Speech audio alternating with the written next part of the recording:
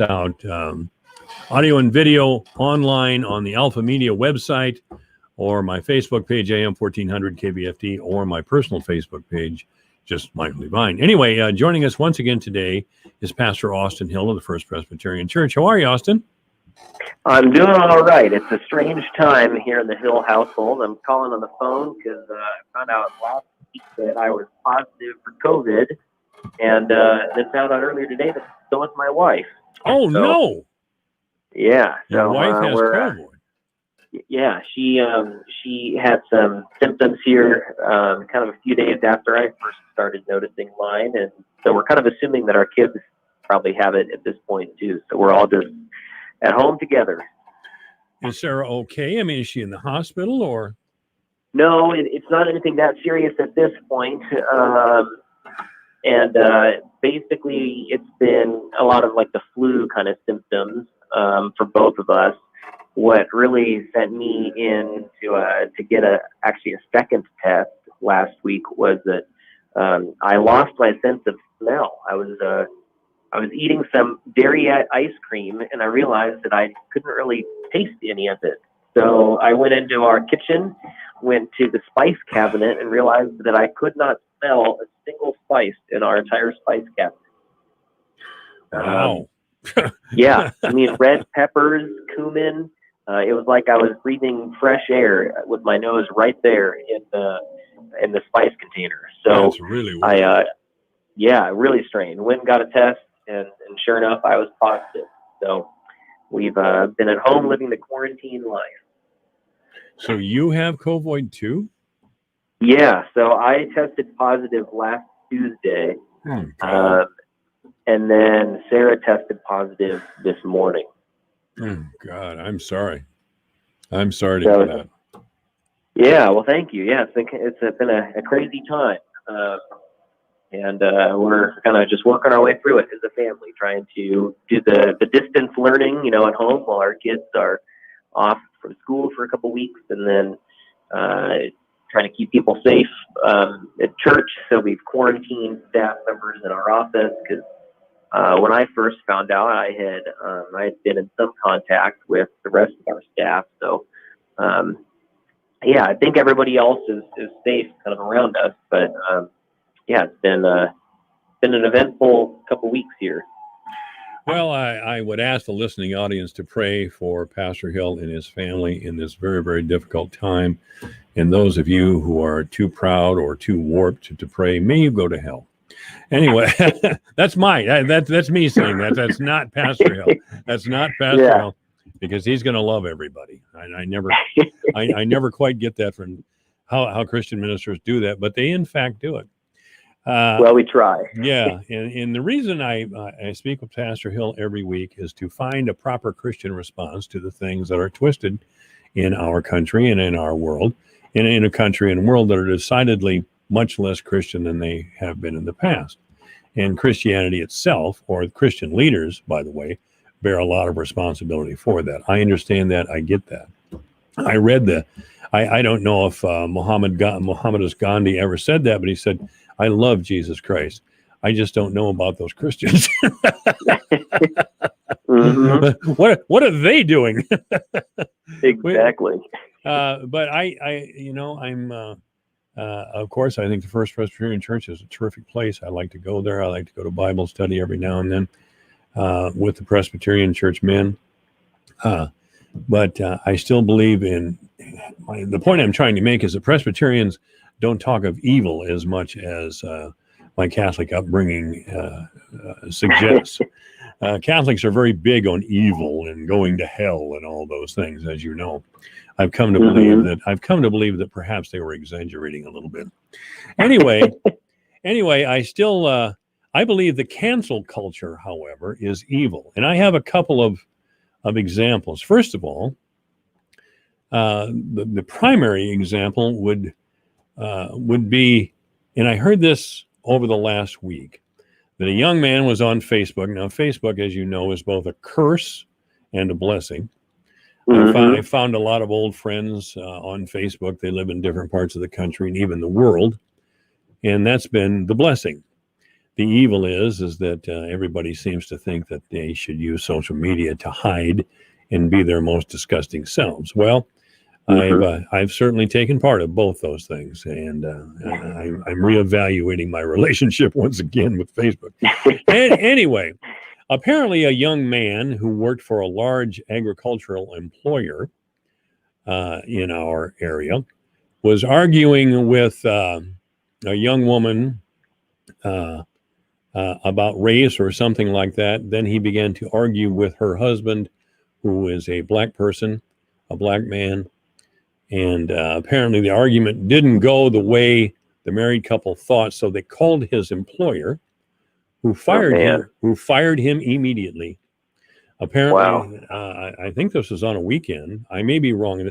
I don't have all the details. I would ask the listening audience to please go to my Facebook page and give me a message on this sort of thing, on this specific incident. Exactly. I can't go on the air and say this is the company that did it or these are the people who were involved, because all I have right now is hearsay. But I do believe this company needs a come to Jesus conversation. And by that I mean, if you're going to participate in this sort of ugliness, then you must be held accountable, because what they did was knee-jerk and indifferent. A young man lost his job for speaking and thinking incorrectly. Now, let that sink in just for a moment. Now, I've been called a racist and a rape sympathizer and all kinds of things. And the reason I was called a rape sympathizer is because I had a scholar on the air who was who was the author of a book that questioned rapes at major college campuses in around the country. And that was a big thing about 8, 9, 10 years ago.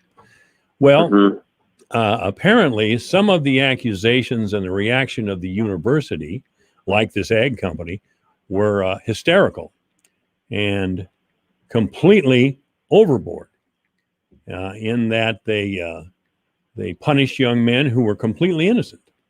So while he was telling me these absurd allegations and the even more ridiculous ways that the universities handled it, I chuckled. And that was all that some people needed. They pounced. I was laughing at rape. No, I wasn't. First of all, there was no rape, as the author proceeded to prove. There were these ludicrous accusations. And the reason I was called out as a rape sympathizer was apparently so that I should shut up. As a matter of fact, there was a slight campaign to have me fired as a result of being a rape sympathizer. Now, none of those things are true. Who in their right mind would be a rape sympathizer? It's just an accusation. It's just an accusation that's a false accusation. But the real people responsible for the damage done out of these cheap political tricks, by the way, no apology was never, ever offered about this rape sympathizer shot. That would take integrity. It's easy to sit back and yell things and accuse things. But when it comes to integrity, you don't have it. So you're not going to come forward and say, well, maybe I overreacted. I apologize. That has never happened, and I don't expect it to happen. I think we have a lot of activists who have a lot of passion, but no integrity. And they apparently have universities and some companies, even in our area, in their sway.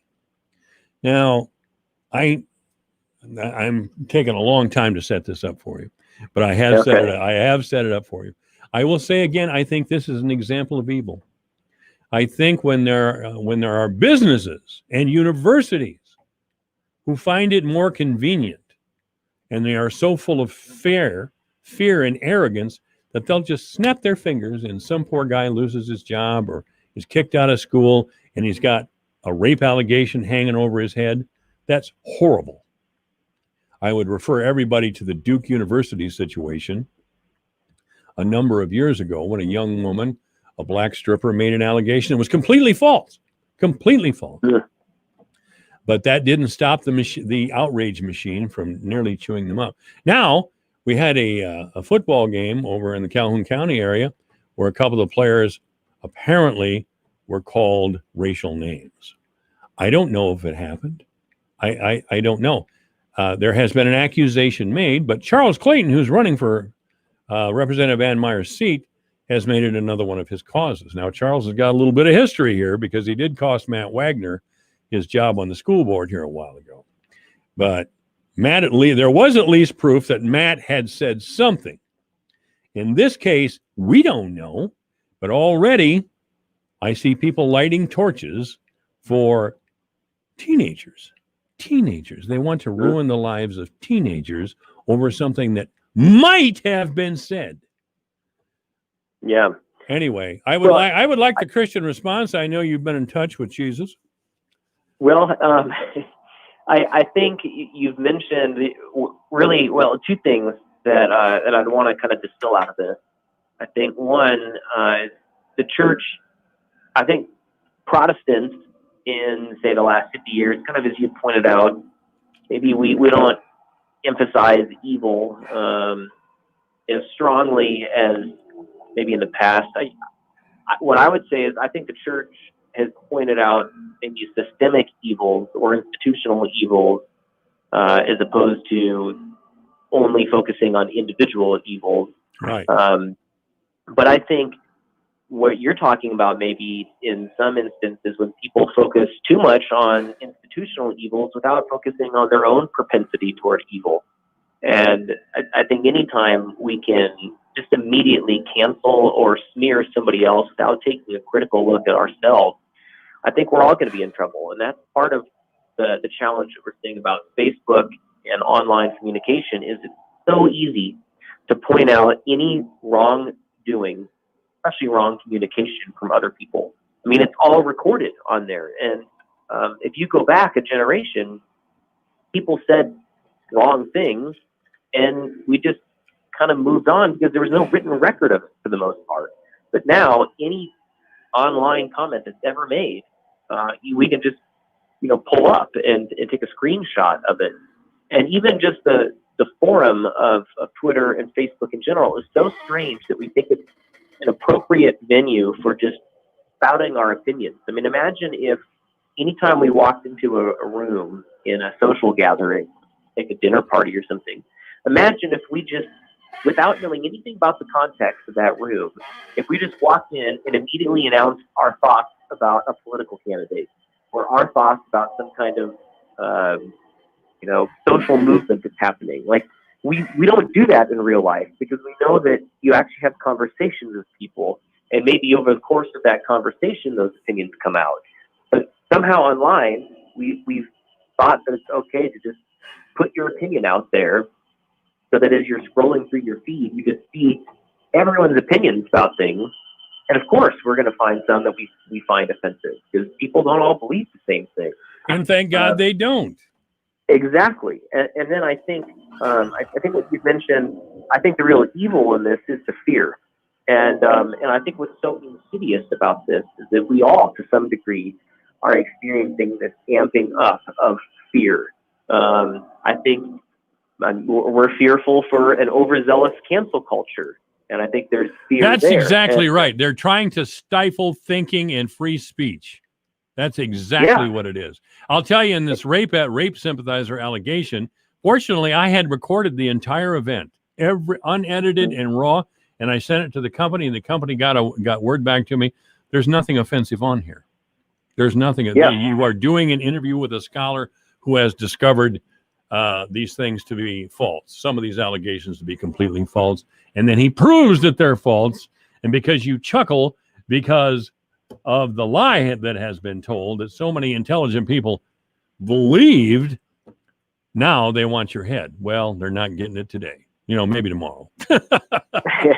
Well, yeah, there's always another opportunity for us to say something that will get us into trouble. But honestly, though, I think the fear is what it can be so difficult for people on both sides, and something that we all really need to watch out, because that fear then drives us to a sort of mob mentality.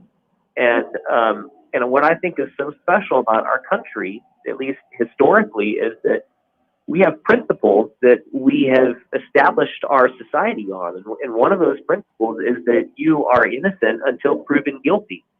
Now, of course, that's in a court, and as we're talking about criminal charges, but I think we have just bypassed that process with the court of public opinion.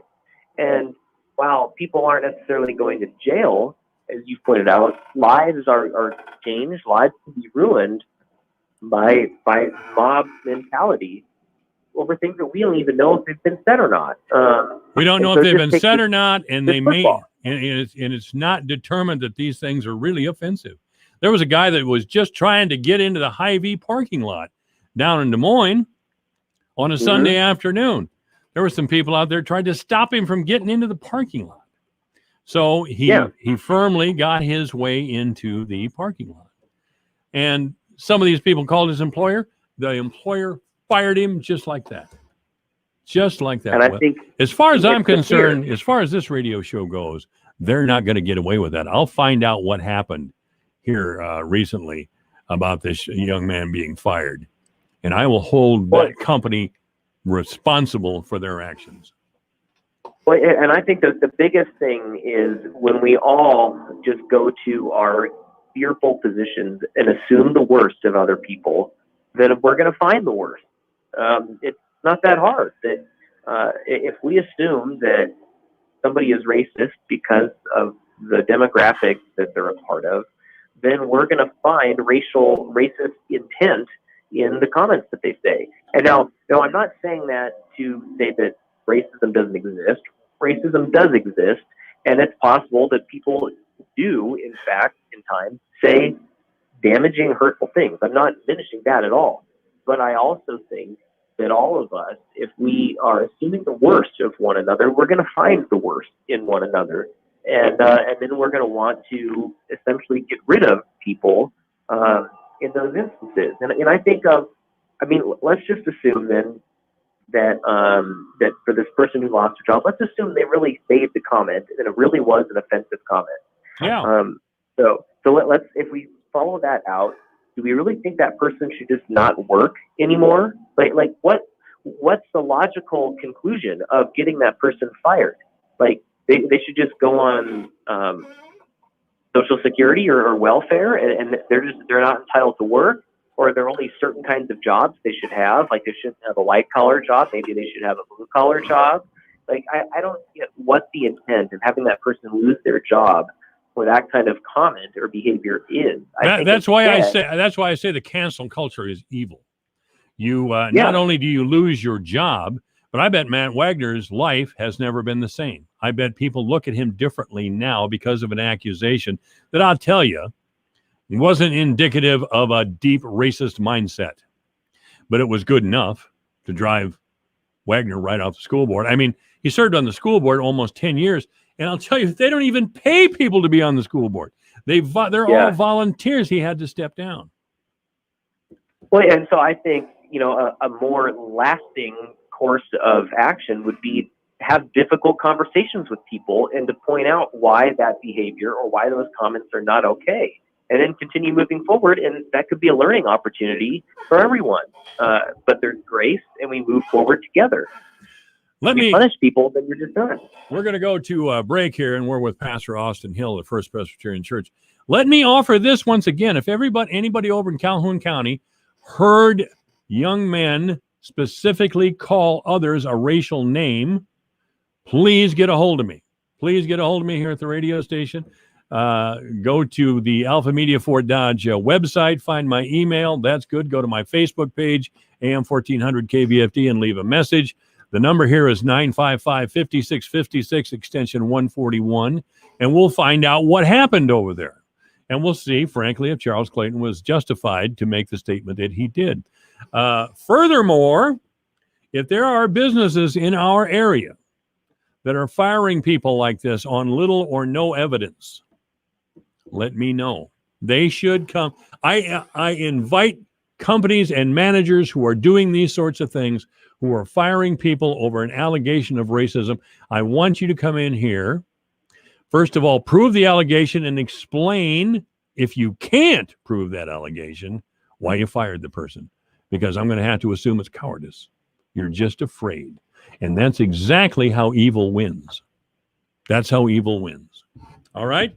I'm by the way, My remarks do not reflect the attitudes or the opinions of Pastor Austin Hill of the First Presbyterian Church. There you go, Austin. All right, we'll be back. Thanks. All right, this is AM 1400 KVFD, the voice of Fort Dodge. Third floor study hall. My dining room table. Homeroom Monday and Tuesday. My living room Wednesday to Friday.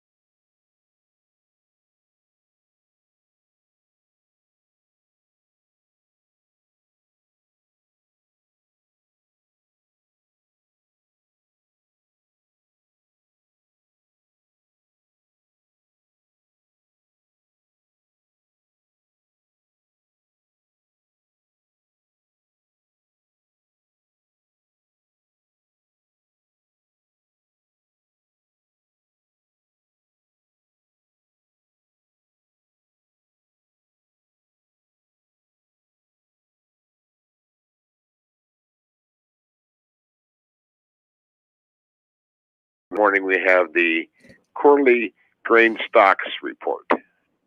Okay. So they'll have the USDA will have the figures on what they think the ending stocks will be on the corn and soybeans. I know the trade is estimating U.S. soybean stocks around 576 million bushels versus 909 million bushels last year. And corn are looking at 2.250 billion bushels versus 2.221 compared to last year. Okay. I see the Farm Bureau has endorsed Ann Meyer. Okay. I'm a Meyer supporter, but I'm kind of transitioning here a little bit because I've been watching TV commercials off and on over the weekend. Okay. And one candidate says, if you vote for my opponent, Satan will appear. Really? And so right here in Webster County, apparently, I mean, we can get over there to Webster or Calhoun County and the whole thing, but Yeah. if you vote for her opponent, Satan will appear right here in Webster County in person. Wow. And Oh. the other candidate responds by saying, my opponent is Satan, and he's already here. So I don't know what to believe, Mike. Help me out, will you, buddy? Jesus. Well, when it comes to Satan, I have no idea, and I want no part of it. I don't blame you a bit. Yeah. It's just ludicrous. And Yeah. it's That's yeah. a new one, though. That's you hear a lot of going back and forth with candidates, but the Satan one, that's a new one. I never Oh, yeah. really heard that before. I'm waiting. It should happen in about 3 weeks when we get well into October that the four horsemen of the apocalypse will be spotted by Badger riding toward Fort Dodge if we don't vote for the right candidate. So there, I talk a lot about politics because that's my job, but really it's a big laugh to me. It's just so bizarre. I mean, the focus on every bizarre characteristic of a human being or whatever they ever did or said in their life, and it's blown up hugely. Right. Yeah. I mean, That's like the president. I heard the news about his taxes. He hasn't paid taxes. $750, I understand. Oh no. Yeah, but again, how many of the other opponents don't pay taxes or have tax write-offs? That's what I was. Oh yeah, there's a lot of I don't see an impoverished person on food stamps in the Democratic majority in the House. They're all pretty wealthy. Yeah. But in the Senate, they're all millionaires. They're all millionaires. Yeah, sure. It's a millionaires club. And their leader is Chuck Schumer, who is the most boring human being I believe I've ever seen. But it's I just don't know what to. So I don't know what to say, so I don't say anything really. Oh, okay. I just look on in disbelief. Well, maybe the Democrats come out and say if you don't pay your taxes, the devil will appear in your house. I could find a couple to do that too. There's no doubt. The Democrats. I've never seen the Democrats so frightened in my life. Yeah. I mean, they are so afraid of Trump changing the culture, changing our country. Joe Biden is saying he's going to save the soul of America. Mm-hmm. Joe Biden is in charge of the soul of America. Mm-hmm. The soul of the nation. Put me in that job. So savior of the nation. Yeah, that would make about as much sense. You talked to me last week about my obsession with sex, and I think you implied I should get therapy or something. But it's not that I'm talking about sex in the present tense. I'm trying to keep the memory alive.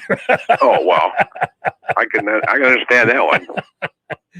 I don't want that to come. I've given up so much in life. Gave up drugs, gave up liquor. And now this is a fading memory, and I'm just, I don't know if I'm ready for it. Well, as you grow older, there's a lot of things you're not ready for. But it happens anyway, doesn't it? It happens anyway. There's not too much you can do. I mean, there's some things you can do, but there's, age comes along, you can't get any younger, and that's the way I look at it. You just got to accept what the situation is and do the best you can. I have killer arthritis in my left hip. What do I do about it? Move it to your right hip. Well, if anybody is wondering why I'm talking about sex to a commodities broker in Farnhamville, we'll get off that here just a little bit. Okay. What does the export market look like, especially to China? Well, it's still they bought some corn.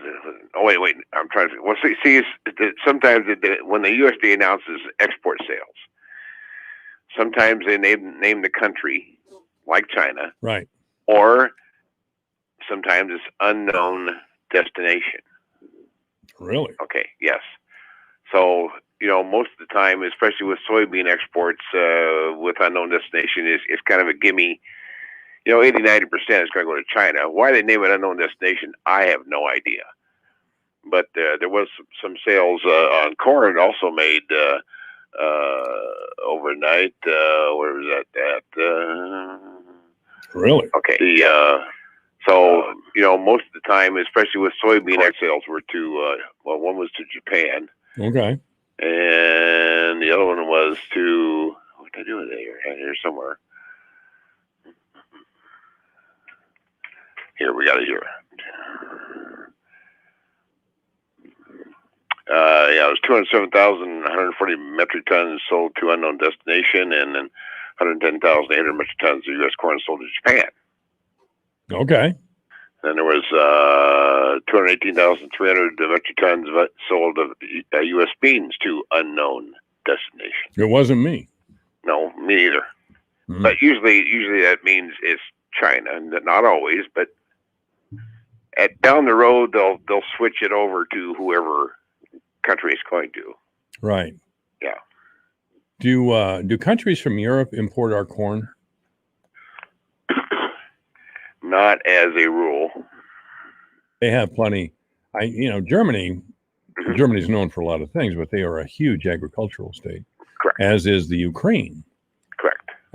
So I'm not thinking that those areas of the world need our grain necessarily. Mhm. That's just, you're the expert. I'm just speculating. Well, in rare times, if they have some sort of a big loss of crops, they might, yeah, sure. But sometimes even Brazil will buy grain from us because they run out, have to fulfill contracts to China or whoever else they sold to. But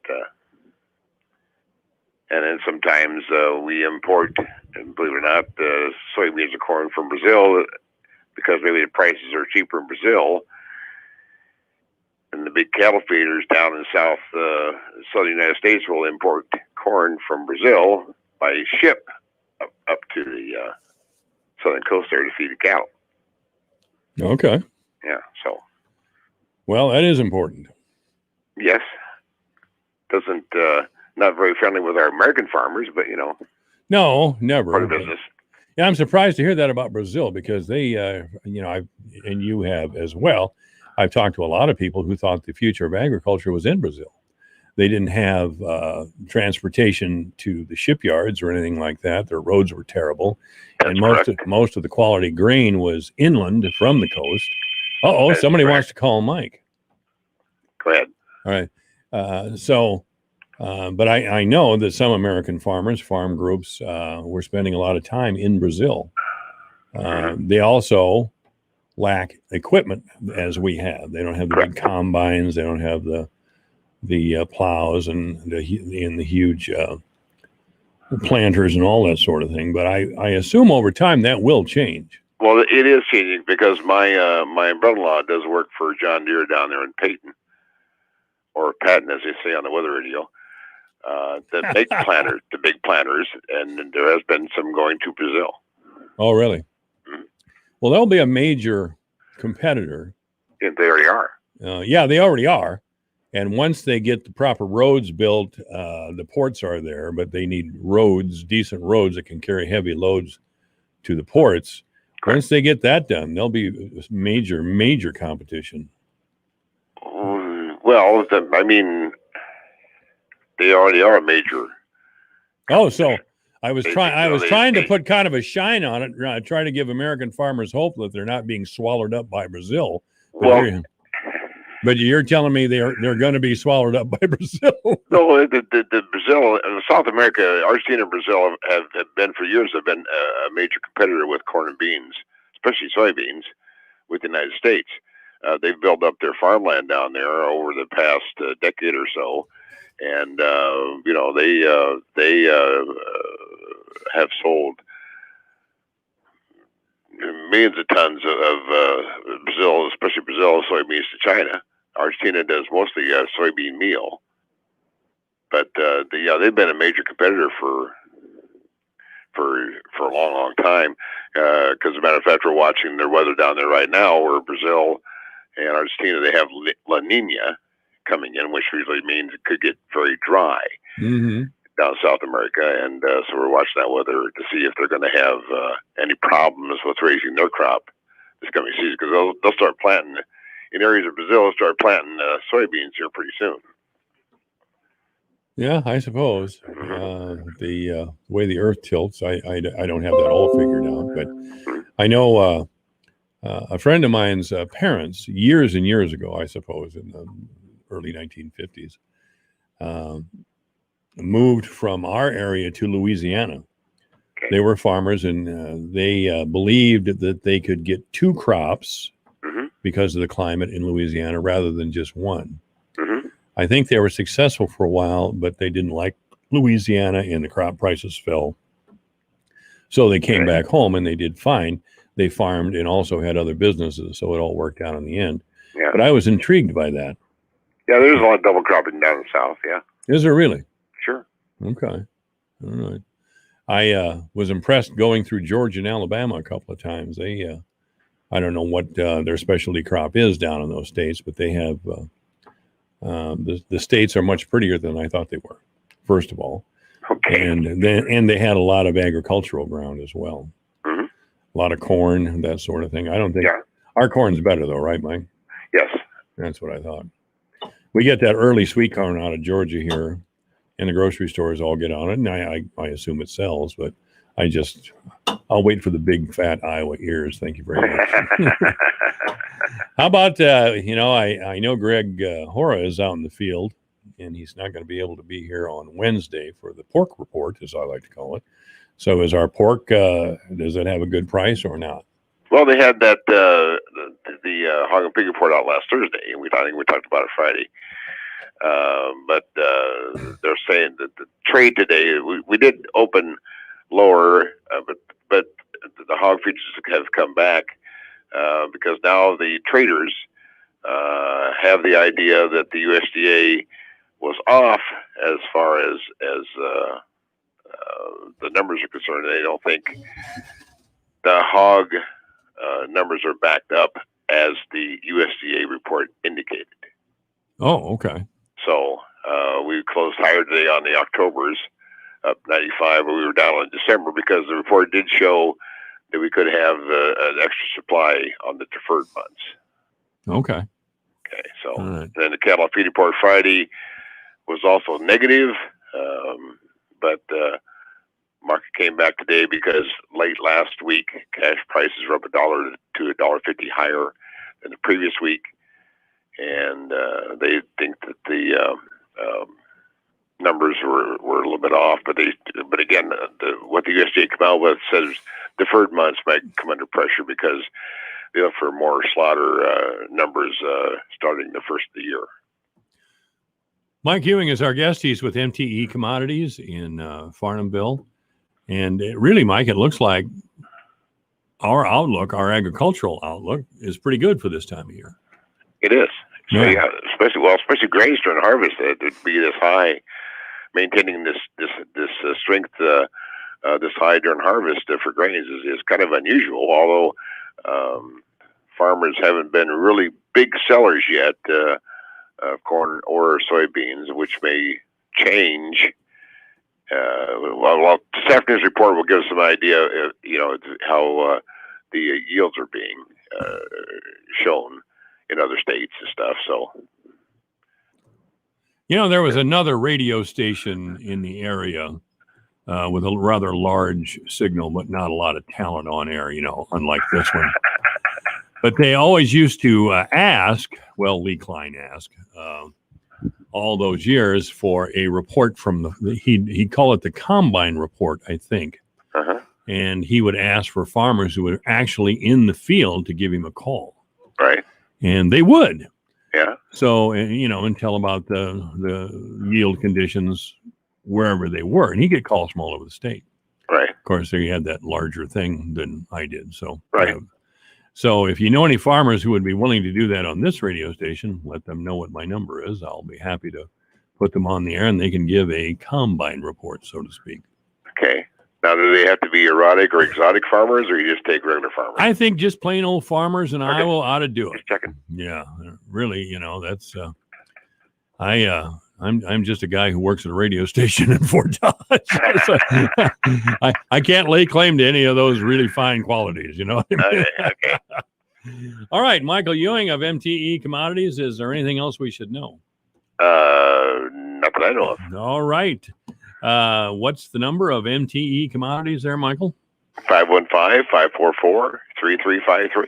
Michael Ewing of Midstate Commodities. Thank you very much. This is AM 1400 KVFD.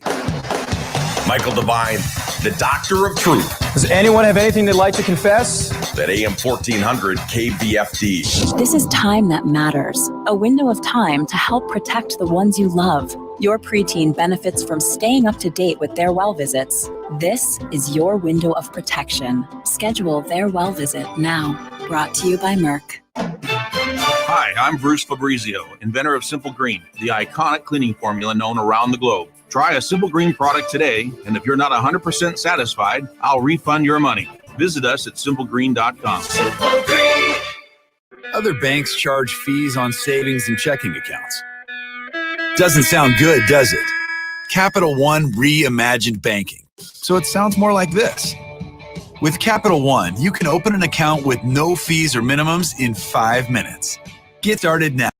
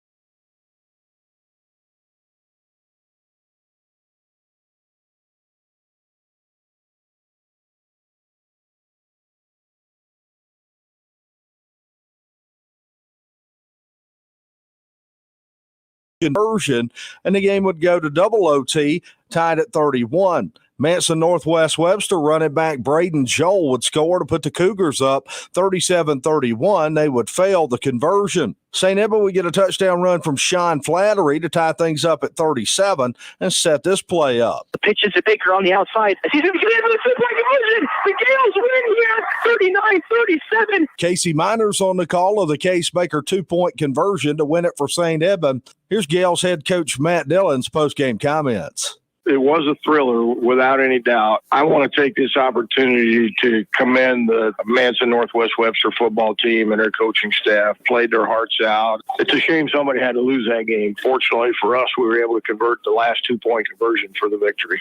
On 92 Rock, the Fort Dodge Dodgers took Urbandale to the limit before falling 42-28. It took the second-ranked Jayhawks until 90 seconds left in the game before they put the Dodgers away. Tyler Schreier with 2 touchdowns for the Dodgers. Dodger coach Nick Moser says he's proud of the effort. I can't question our kids' effort and their fight that they had because they had all kinds of it. I told the kids we came for one reason. That was to win a football game. They should feel proud of their effort, absolutely, but at the same time, they don't keep track of great effort. They keep tracks of wins and losses. On 105.9 The Beach, the 30-game regular season winning streak for South Central Calhoun came to an end as the Titans fell to Southeast Valley 32-23. Here's Southeast Valley head coach Mike Sweeters' postgame comments. Since they've been South Central Calhoun, we haven't beat them, and they've had our number every single year. But you know what? That's the past, and that's what we made sure that the kids knew is this is our team now. Comments from the coaches were made on the Hy-Vee Fort Dodge Coaches Corner Saturday morning on Sunny 99.7. Michael Devine, the mayor of Manville. It's a fancy title for a part-time job. Michael Devine at AM 1400 KVFD. And once again, Joe Coleman joins us. Joe's a deacon in the Catholic Church, a lawyer, a Jesuit, a number of things. Most of them good, aren't they, Joe? Well, I hope so. Michael, let me, that's kind of you to say. During the break, I had the opportunity to check off a variety of things. And if you have a moment, I'd like to tell you what Rerum Novarum had to say about working men and working families. Oh, of course. Okay? Number one should be given time off work to worship God and allowed to fulfill family obligations. One should have periods of rest and not be expected to work long hours that prevent one from getting adequate sleep. One should not be required to work in unsafe conditions where he is in danger of bodily harm. One should not be forced to work in immoral conditions that endanger his soul, and an employer should pay a fair wage, and an employee should give a full day's work for a full day's pay. That is kind of the gut of Rerum Novarum in terms of the dignity of the person. But everybody always says, what specifically does the Catholic Church teach with regard to the conduct of a citizen in a civilized society? And I'm going to give you about 12 of the guidelines that the church has said one needs to do in order to be a good citizen. Surely. Here they are. 1, they should collaborate with the civil authorities for the good of the whole society. They should communicate true information. They should pay taxes, exercise their right to vote, and exercise the right to defending one's country. They should resist the oppression of political power. They should take an active part in public life, and they should welcome the foreigner. Moreover, the society has a responsibility to show concern for the health of its citizens. It has a duty to protect religious freedom. It has the duty to allow each member of society to fulfill his vocation. In other words, his quest for being all that he can be, to steal a catchphrase from the United States Army. In addition to that, the society must promote access to employment, and society must provide help to working families. And lastly, society must respect human life. It can't be any clearer than that, Michael. No, it can't. Can't be. So you grew up in the Democratic Party. Your father was a proud Irish Democrat, Irish Catholic Democrat from Clare for years, 30-some years. Would he recognize the Democratic Party today? You know, I don't know. I mean, aside from my role here and talking as a deacon, I can tell you I know because in the last election that my father lost by 134 votes, a survey was taken of all of the Democrats in his senatorial district, and over 1,400 Democrats voted against my father because of his stand on abortion. Right. Yes, I know. Mean, those are the facts. Yes, I believe that. I absolutely believe that. And there are many Democrats who are Catholic and go to Mass faithfully, who simply ignore the church's teachings on abortion, on gay marriage, and a number of things. But they still refer to themselves as Catholics. Joe Biden is a perfect example. Again, he often refers to his working class Catholic background. But I haven't seen much from him that would indicate to me that he is, in fact, a Catholic. And I understand that when you are a United States Senator, you have a wider obligation.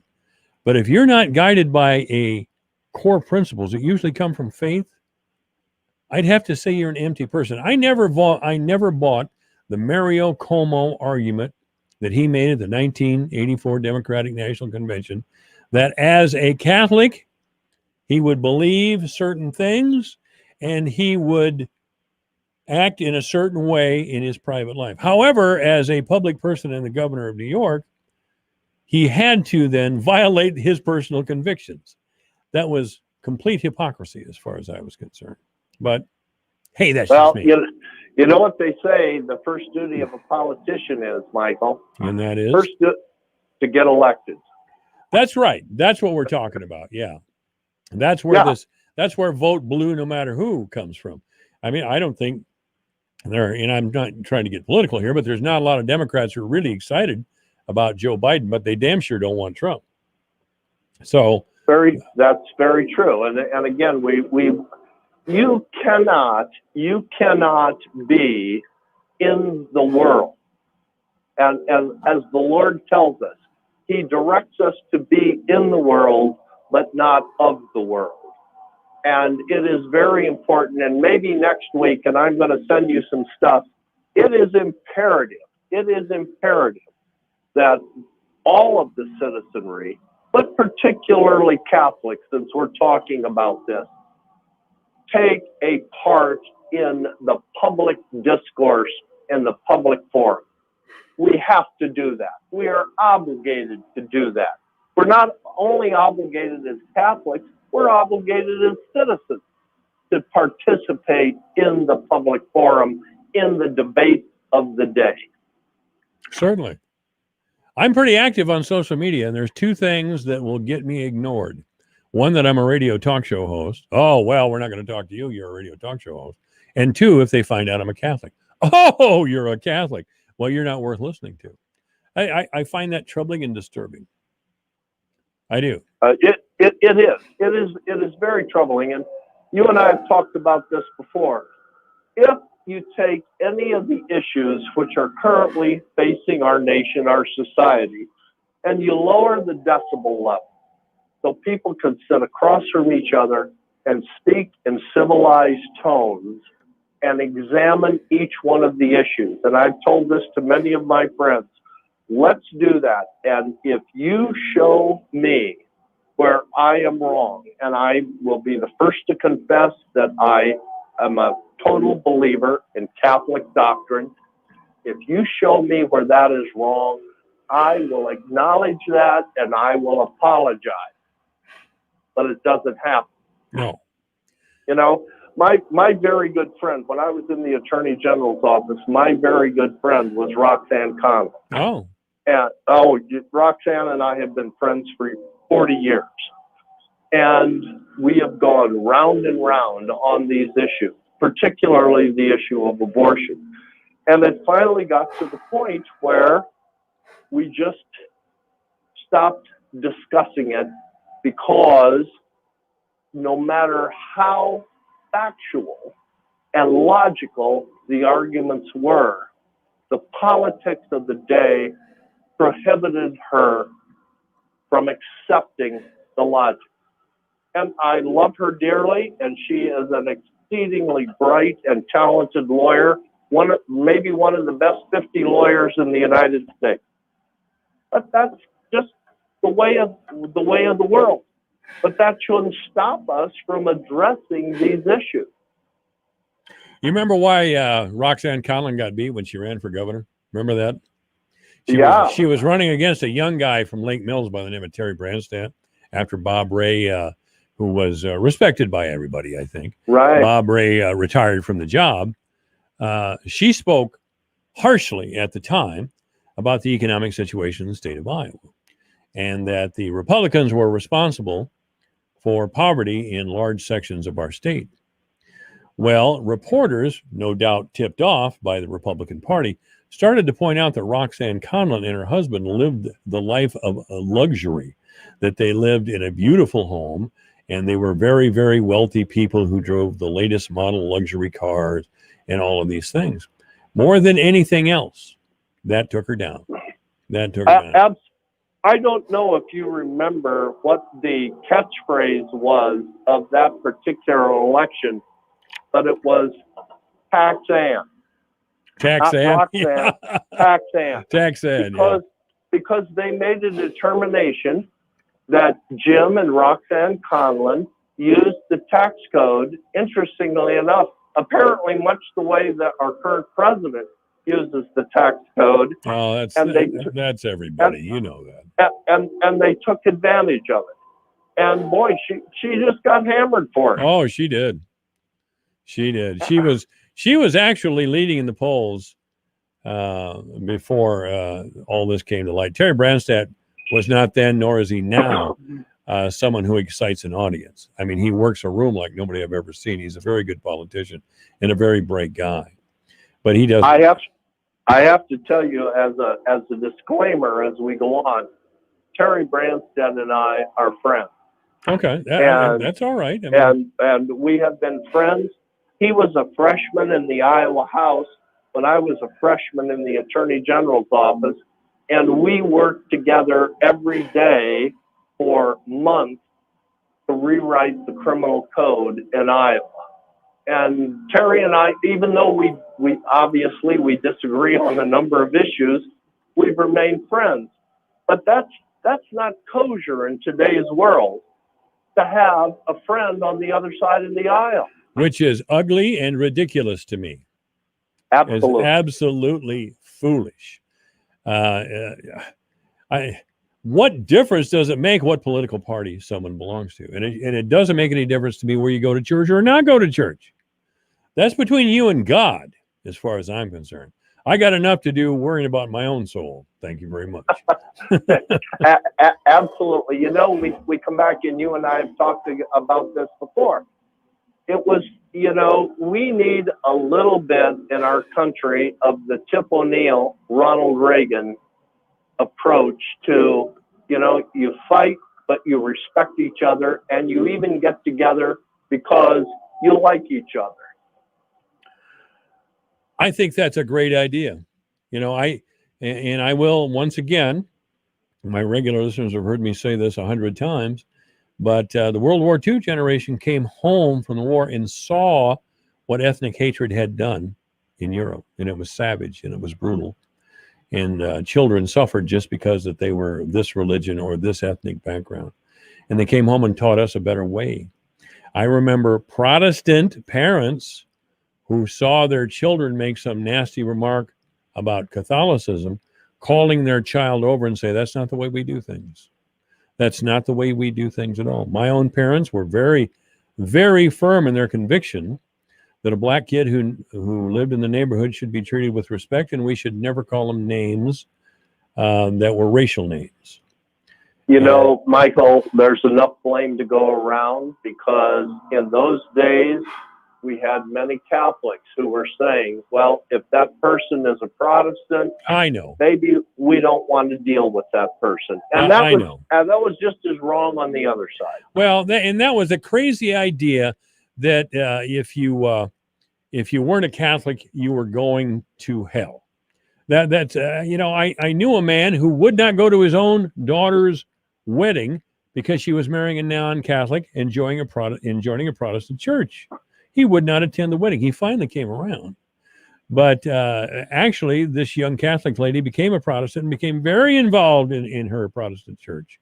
And she's a fine Christian woman today. So, and you know, the reason for that, it's a word that we don't hear much today, because many people were worried about giving scandal. Remember that line? Yeah. Michael? You know, and the problem is, but more than the problem, and if there was one thing I'd love your listeners to hear today, the Catholic Church has never, in its 2,000-year history, ever said that a person went to hell. Never. I don't know, Joe. I heard of an old Irish Catholic priest who used to say that he would rather see his sister go to hell than marry a non-Catholic. Well, that's his problem. Okay. That was a problem, but that was taught. I mean, that was taught, and it was horribly wrong. I've asked priests about it ever since, and they denied it ever happened. I'm sorry, I was sitting in Catholic school when it did happen. You know, Michael, I'm sure it didn't happen, but the fact of the matter remains, and we have many listeners, hopefully, who hear this regularly. Not one of them will ever be able to say that the Catholic Church has dictated that someone has gone to hell. That simply doesn't happen. Well, that is in the province of the Lord.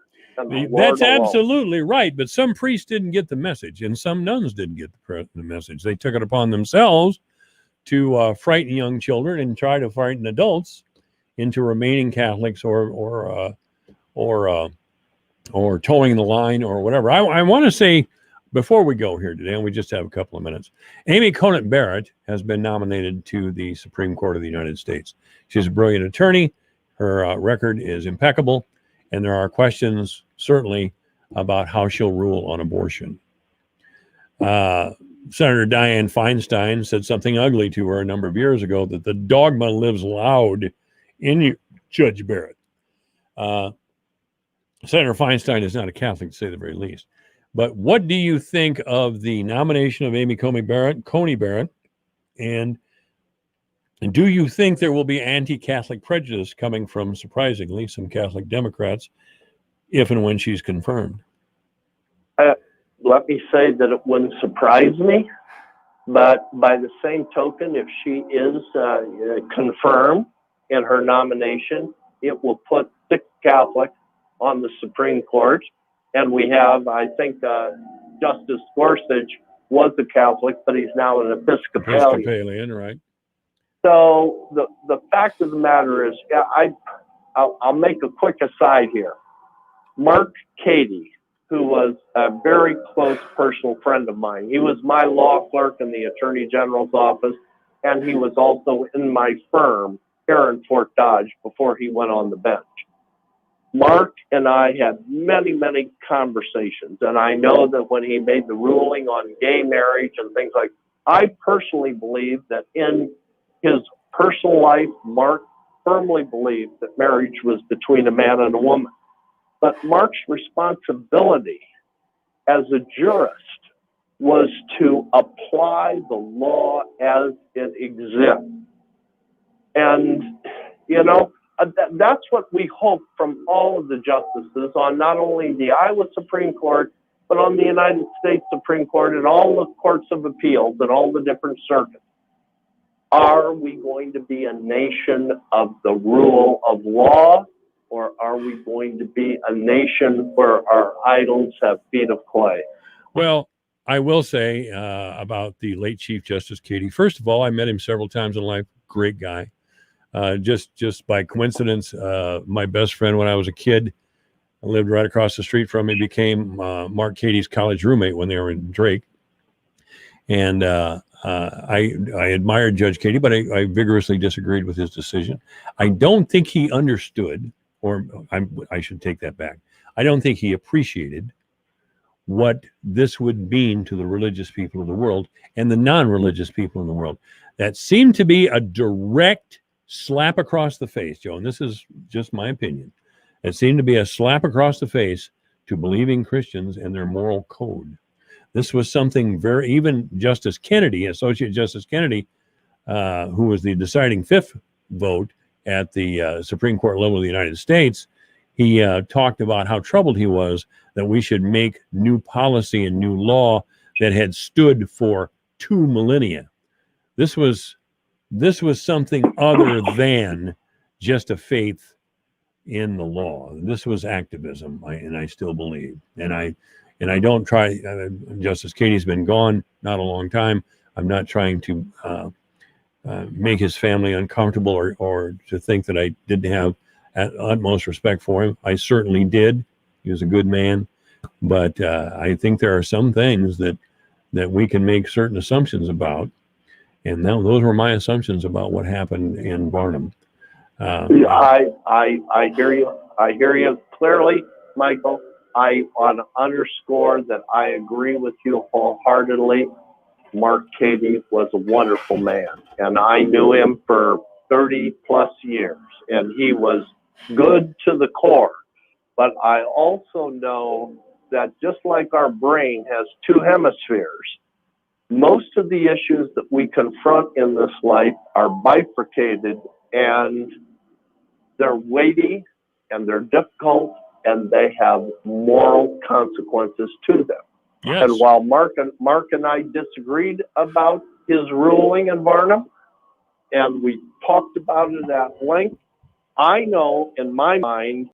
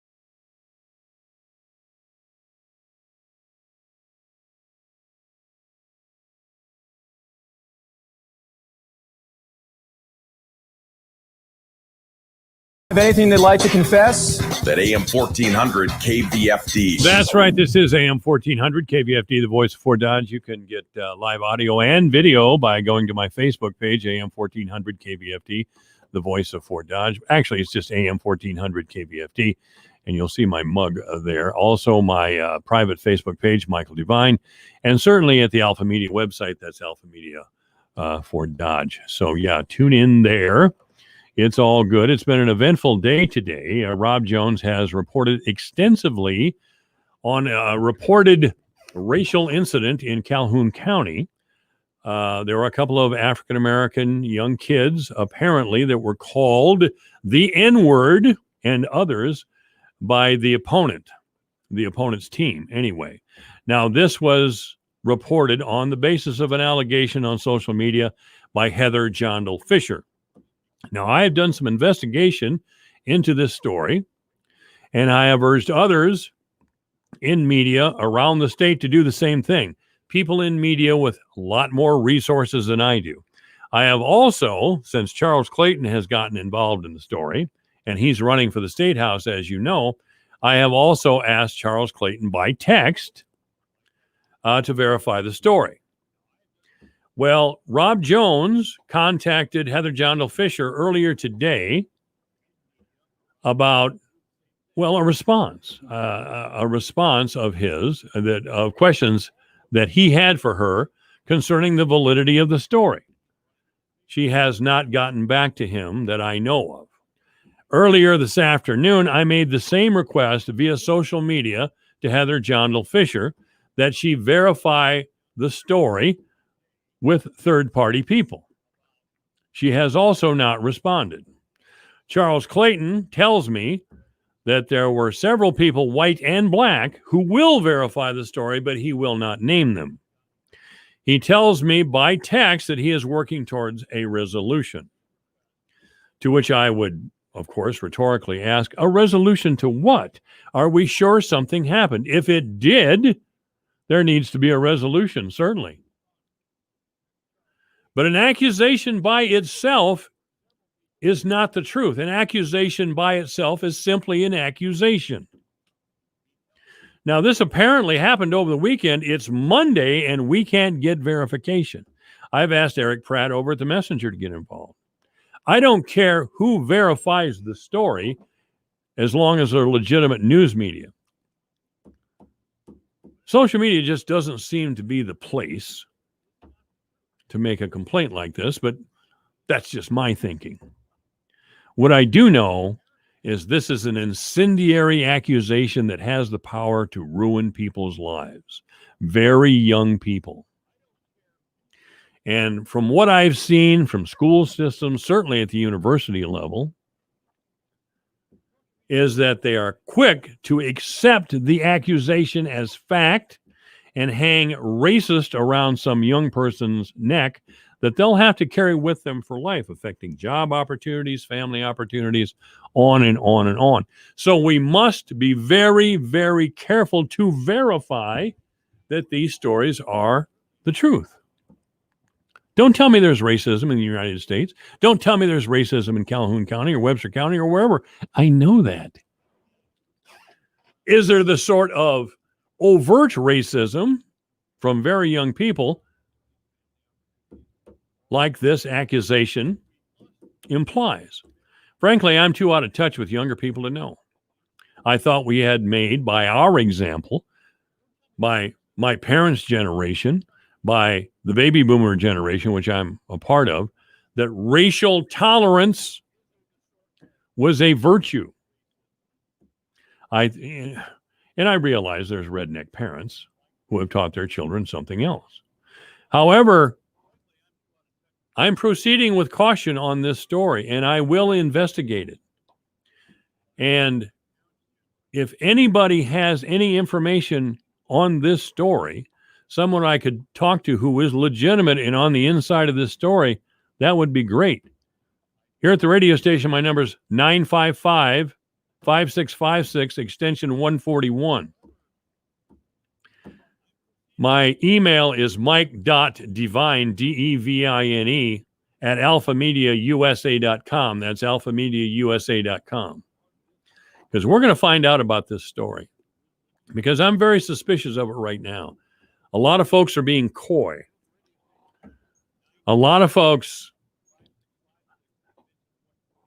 aren't saying whether this is the truth or not. They're saying this is an accusation, and they're saying it with a certain firmness, like the accusation is enough. An accusation cannot be enough, ever, in our free society. To respect the rights of all, an accusation can never be enough. You should never accept an accusation. When people have come forth, when proof is given, fine. But I don't want to see some school district stampeded into making an example out of young people that may be innocent. And that's a concern. By the way, one of our large agricultural employees, some of you know who I'm talking about. I don't have enough information to name names right now, but believe me, I'll get it. Apparently, within the last 10 days, there was a social media exchange. I'll tell you, this social media is a blessing and a curse. There was a social media exchange between a liberal white woman and a white man, younger white man. Well, this white woman apparently has a black husband who got involved in a discussion, and they went back and forth. Now, what was said, I really don't know. But apparently, the woman's husband called the man's employer, who fired him immediately. I don't know if the employer looked at the post or not. Let's assume that he did. If they were that inflammatory, I'm sure more people would know about it.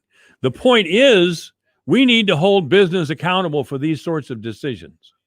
I don't want to hear any more bland that we support social justice in our community. Of course we support social justice. Social justice cannot be realized by lying and incendiary obligations. I have no idea what the truth is in any of these stories. I don't know if this young worker was deserving of being fired, or whether he was fired for the social media post, or maybe he was just a poor worker and got fired. I don't know, but I'm going to find out. I don't know what the situation is in Calhoun County. If, in fact, the N-word was used, there's going to be punishment. And I'll be the first one to support it, by the way. I have no time for that. I have no time for that. Unlike white liberals, I spend a lot of time around black people and other minorities. I'm not from the north side of town. I live up on 4th Avenue North now, but let's just say I live in a diverse neighborhood, and that's okay with me. I'd rather live in a diverse neighborhood of people who've been in jail than a bunch of preachy white liberals. And that, I swear to God on the Bible, is the truth. I'd just as soon live with those folks as my neighbors and friends than I would with a bunch of harsh, wealthy people who tell me that they're oppressed and point fingers. Because they're not honest. And by the way, free speech is absolute. Joe Rogan, a well-known commentator, and he's a rough guy. He's a comedian. He had a podcast. He had all these things. Well, he signed a big deal with Spotify. Joe Rogan did. And apparently, some of the people at Spotify want to censor what he talks about. Want him to explain to them before he goes on the air what he's going to say and why he's going to say it. These are employees, apparently well-placed tech employees, who want prior restraint. They don't like the idea of free speech because, of course, words matter, blah, blah, blah. And there can only be one truth. Words matter, and we have to hear the same thing from a variety of sources over and over and over again. That's called propaganda, by the way. Joseph Goebbels of Nazi Germany perfected the technique. It's been around for a long time, but Goebbels was a brilliant and evil man. And he knew that if you got the same message out there over and over and over again from a number of different people, pretty soon everybody would be chanting that truth. Of course, the truth is that the Nazis wanted to kill the Jews and dominate the world. That was their concept of the truth. So, I believe in free speech. It is only by free speech that we can determine the truth, rough as it gets. So if Spotify has got any guts, which I doubt, they'll let Joe Rogan alone. They'll let the man speak. That's what they hired him for. But apparently, again, some people at Spotify feel it's their duty to prevent free speech because they don't like it. Because it may be something they don't like. The poor little dears. The poor little dears, they may be hurt. It may be toxic. Oh my God, we can't have toxic, can we? No, we should all hear the slow murmur of everybody agreeing. Does that sound like Americans to you? Does that sound like civilized behavior to you? Because I tell you, it's not. Civilized behavior means speaking up and declaring yourself a free person and speaking the truth, not lies, not political nonsense, but the truth. We will continue to investigate not only this story, but every story that comes across to find out what's going on. I've already been responsible for several over the years. Some city government or somebody gave a reason for spending money that turned out to be total nonsense. I finally got them to admit it. And I'll continue to do that. I hope Charles Clayton agrees to be on the show. I hope Miss Jondal Fisher responds to. She doesn't have to respond to this radio station. She can respond to anybody. I don't care. But I think a further explanation to this accusation she has made is owed to all of us because it affects all of us. All right, it's 5 o'clock in the afternoon. Thank you for listening. Thanks to Joe Coleman, Pastor Austin Hill, Mike Ewing, everybody in the whole world. My mom, God, the flag, you got it. 5 o'clock, KVFD, Fort Dodge, Iowa. I'm Dave Ramsey. Join me every Monday through Friday afternoon from 5 to 8 p.m. on AM 1400 KVFD, Fort Dodge. Millions of tests on the way. I'm Lisa Lacera, Fox News. President Trump announcing 150 million rapid tests for COVID-19 from Abbott Labs are ready to be shipped, with 100 million of those going to states and territories. So the president says they can open their economies and schools as soon as possible. The support my administration is providing would allow every state to, on a very regular basis, test every teacher